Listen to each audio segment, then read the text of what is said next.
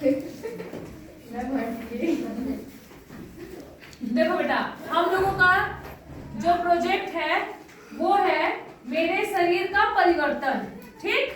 और इसमें जो पहला दिन है उसमें है युवा अवस्था के दौरान होने वाले शारीरिक परिवर्तन। अब आप लोग बड़े हो रहे हैं, कभी आप लोग भी छोटे बच्चे थे, दोनों छोटे बच्चों को देख रहे हो।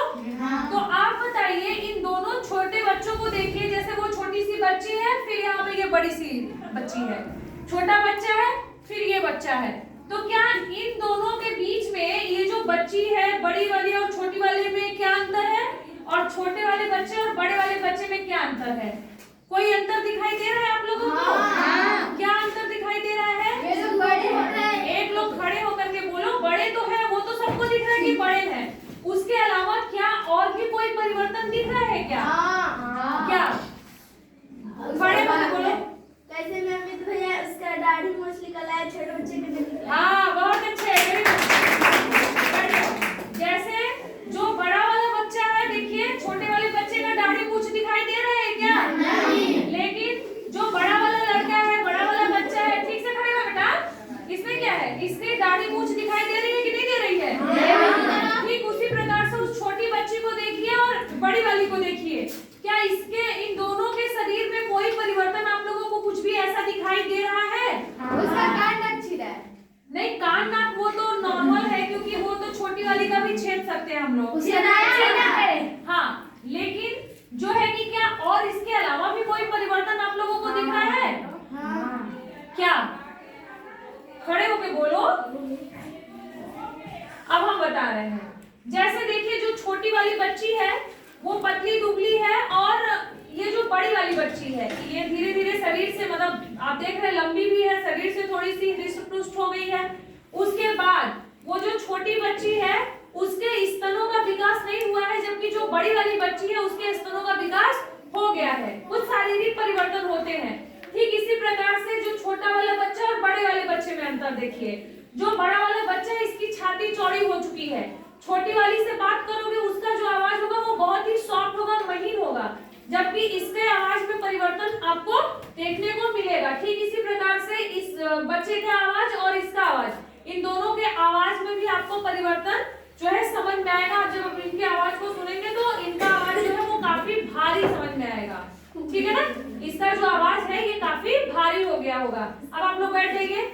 इसके साथ साथ ये तो एक नॉर्मल हो गया, बैठ जाओ, ठीक है। इसके साथ साथ बैठ जाइए। इसके साथ साथ और बहुत सारे ऐसे परिवर्तन होते हैं जो हमें दिखाई नहीं देते हैं।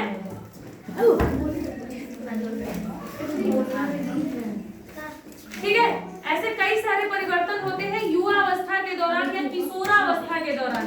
अब आप लोग जो है वो किशोरावस्था में है, ठीक है, और इस दौरान आप लोगों में अनेकों प्रकार के शारीरिक परिवर्तन होते हैं। परिवर्तन तो मतलब शारीरिक भी होता है, मानसिक भी होता है। आप लोग भावनात्मक रूप से भी बदलते हैं, आपके सोच में बदलाव होता है, सोचने समझने का जो तरीका होता है, और उसके साथ साथ जो प्रतिक्रिया करने का तरीका होता है। जब आप लोग छोटे बच्चे थे तो आप लोग जो है नॉर्मली अपने घर परिवार में थे, ठीक है, बस वहीं तक उन्हीं लोगों के बीच में घिरे हुए थे। लेकिन जैसे जैसे आप लोग इस अवस्था में आए, धीरे धीरे आप लोग बड़े हुए और आप लोग किशोरावस्था में आए, तो आप लोगों के शरीर में कई प्रकार के परिवर्तन हुए। जैसे कि अंडर आर्म्स में ये जो काख है, साइड साइड में छोटे छोटे बाल जो है निकलना शुरू हो गए होंगे, होते ना। और आपके शरीर के ये दोनों जांघों, दोनों पैरों के बीच का जो भाग है, ठीक है ना, यहाँ पे भी छोटे छोटे बाल जो है आने शुरू हो जाते हैं। और ये जो भी शारीरिक परिवर्तन, जैसे मैंने कहा आवाज में परिवर्तन होता है, शरीर जो है सुडौल हो जाता है, आप लोगों का पूरा विकास होता है इसी अवस्था में, ठीक है। उसके साथ साथ लड़कियों में स्तनों का विकास होता है। ये सभी चीजें जो होती हैं आपके अंदर सिक्रीट होने वाले, आपके शरीर के अंदर ही हार्मोन बाहर निकल रहा है।